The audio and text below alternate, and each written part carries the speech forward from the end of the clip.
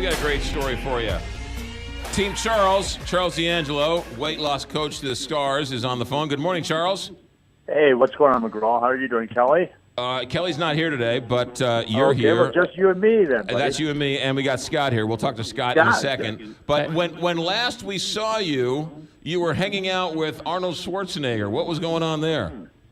My wife and I were invited to a philanthropic event, a charity event for a charity he supports. In fact, he was part of founding. It's called After School All-Stars. So we were given an invite to come out to his West Hollywood residence and spend some time with him, and really had a great time. All right, good for you. All right, now, Charles, you know this guy sitting next to me.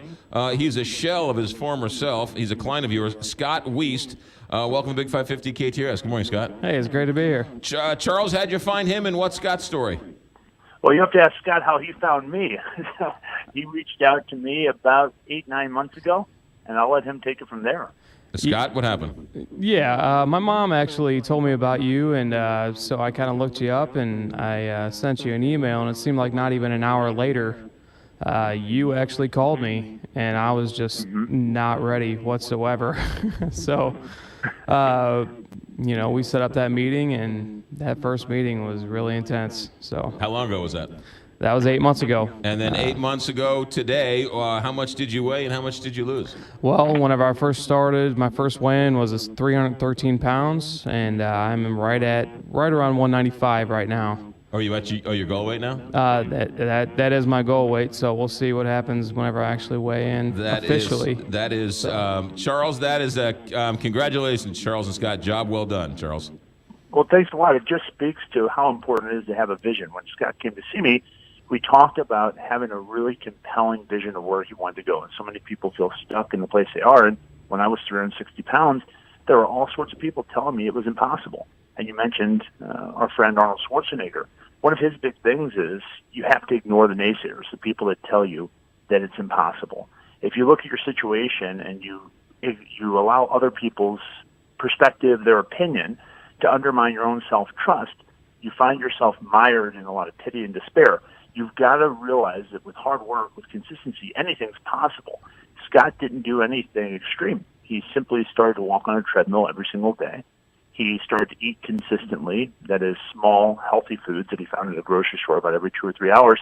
I always tell people this program isn't about a specific diet or exercise plan. If a diet or an exercise plan was the answer, I don't think that we'd see so many Americans struggling with the issue that Scott brought to my office. Mm-hmm. It's really learning how to have a better relationship with yourself so you don't reach outside of yourself and distract and console yourself from what the real issues are. Yeah. And Scott might feel like sharing with you, he had quite an emotional experience that first time he was in my office. Scott, quickly tell that story, and then I want to ask you some advice for someone who's thinking about losing weight. So what's the story Charles is talking about? Okay, well, I mean, the first meeting that I had, we talked a lot about my family and kind of my background and why I revert back to food as an emotional, I eat. I think we all eat. I do, at least. I eat when I'm happy. I eat when I'm stressed. I do, too. I eat when I'm sad. I eat when I'm not hungry. I mean, if I ate only when I was hungry, I'd almost never eat. Right. But I eat for all the other reasons. Right, Charles? Right? I mean, how often do you eat when you're really hungry? It's very similar to almost using it in a drug-like fashion for many people. Yeah. So when a person comes in and they're 350 pounds and they say, I eat pretty healthy, it's not that. It's what are you using food to actually, unfortunately, ineffectively try to achieve. And often, perhaps a person's relationships aren't that good. Perhaps they love their partner, but there's really no passion or intimacy.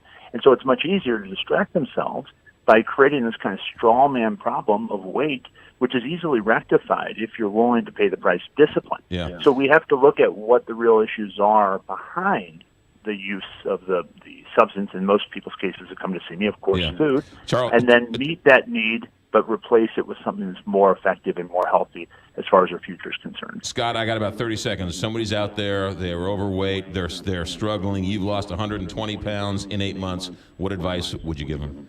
It's really not that difficult. The biggest thing is that It's all mental. It really truly is. The workout is not that hard, and just changing little things in your everyday diet, and it's really not that hard. Congratulations to you. It's a great story. You look fantastic. Thank you. Congrats.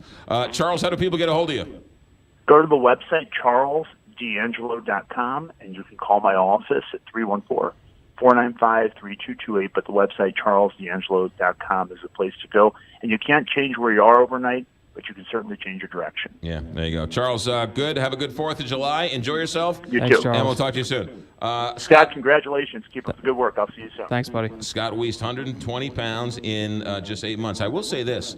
You look fantastic. Thank you. You don't look like somebody who's lost 120 pounds. I hear that all the time. Right? You don't look like you used to be heavy. Everybody tells me that. If that makes any sense. Yeah. Congrats. 8:58, Big 5.